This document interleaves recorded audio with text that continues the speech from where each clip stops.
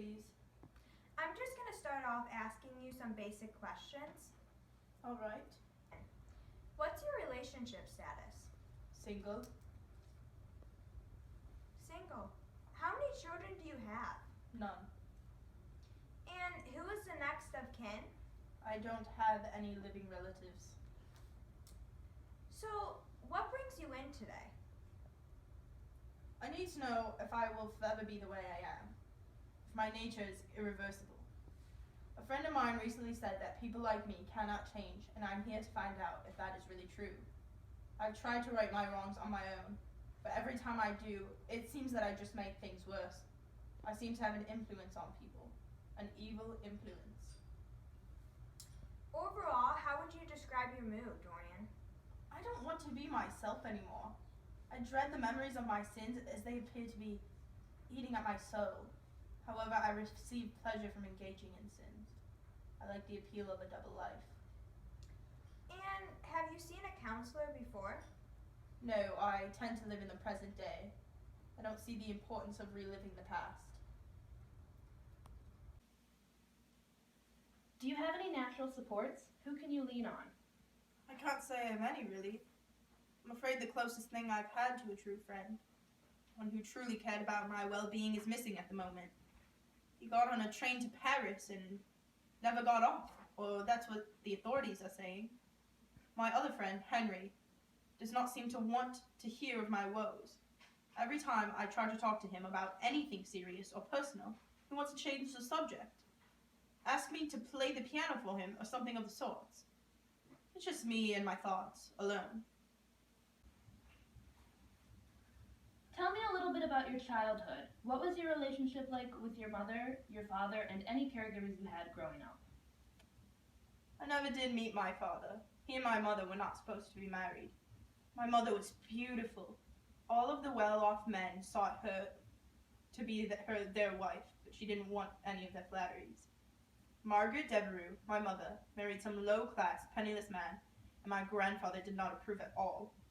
They were vacationing in Belgium when my grandfather sent someone to incite a duel with my father, in which he was killed. My mother died within a year of that, leaving me in the care of my grandfather.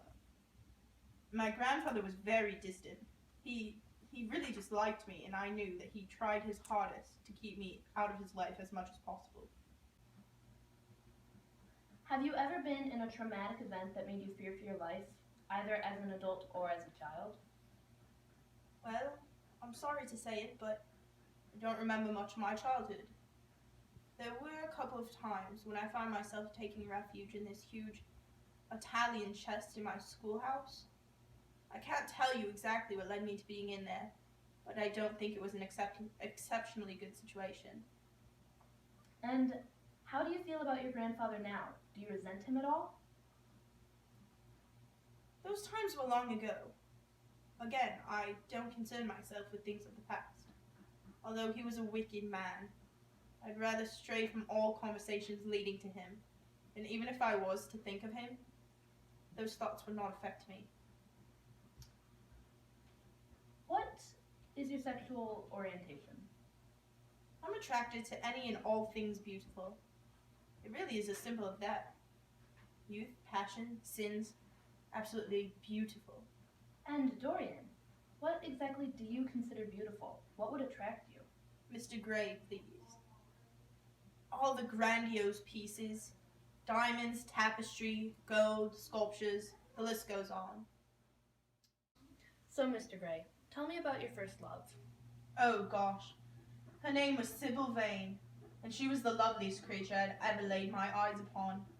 She was an actress, a wonderfully magnificent actress, who could perfectly capture all the roles of Shakespeare. Juliet, Rosalind, Arden, the list goes on and on. She had a face like a little flower, a small Greek head with plaited coils of dark brown hair, eyes that were violet wells of passion, lips that were like petals of rose. Her voice could carry every emotion known to man. Her acting stirred feelings in me I didn't even know were there. I wanted to marry her, to take her out of the disgusting theater she was working in, and make her one of the most famous actresses in all of England. I proposed to marry her after one of the shows. I was so in love with her, I felt I didn't even need to get to know her longer. It was truly love at first sight. The next time I went to her show, I was accompanied by two of my friends who I wanted to impress with all of the beauty that was Sybil. She failed miserably. Her voice was flat, her face expressionless. I was mortified. I had played her up to them. They knew that she was the woman I wanted to marry. I broke up with her right after that show. She claimed she could not embody true love on the stage like she had before, now that she had felt the real thing with me. It did not mean anything to me. I had been in love with her beauty and her ability to make me feel, and she had ruined all of it. And after that, how is your relationship with Sybil? Sybil, once my lovely Sybil, killed herself. Poison passed her beautiful lips, and death did us part. And how did her suicide make you feel? Did you feel betrayed by her at all? Well, originally, I felt a sense of responsibility in the matter. However, as I discussed the suicide with my great friend Henry, my views changed. Now her suicide appears to me as a wonderful ending to a wonderful play that one should not wallow in. Who else can say that their love ended in that beautiful artistic way, the most beautifully and artistic way possible? She killed herself out of love for me, like many of the famous Shakespearean lovers. She had never really lived except in her plays, and so she never really died. Thus I concluded I would not let the event affect me in any way, and I must go to the opera that night in the company of Henry. I vowed to not feel any emotion related to Sybil's death, other than the admiration for the beauty of her death. In fact, after that, I vowed to not feel negative emotions again. A man who is a master of himself can end a sorrow as easily as he can invent a pleasure. I am not at the mercy of my emotions. I simply use them, enjoy them, and dominate them. Mr. Gray, describe to me your relationships with your closest friends, please. I had two good friends, great friends, Basil and Lord Henry. Basil meant well, but he was an ordinary, boring man. He cared for me a little too much, and that became a source of annoyance. Basil made me feel a sense of disgust as he acted like a boy with high morals. Lord Henry, on the other hand, was the most extravagant man who lived a life of luxury. I wish I could be him. I believed he liked to toy with the beliefs of his acquaintances, however, even if he did not believe the ideas he discussed.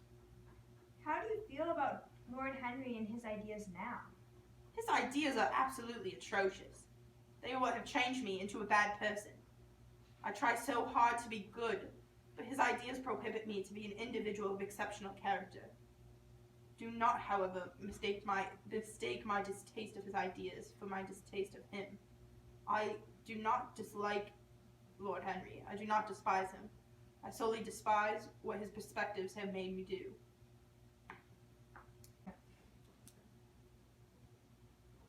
You've lost a lot of people close to you. How does this affect you? Well, death may be an inevitable occurrence, but I refuse to fear or grieve upon it. All that matters is that I will live a life of beauty and youth. Death would be far superior to a life of hideousness and caducity. That will be all for today, Dorian. Thank you. I look forward to speaking with you again. Mr. Gray.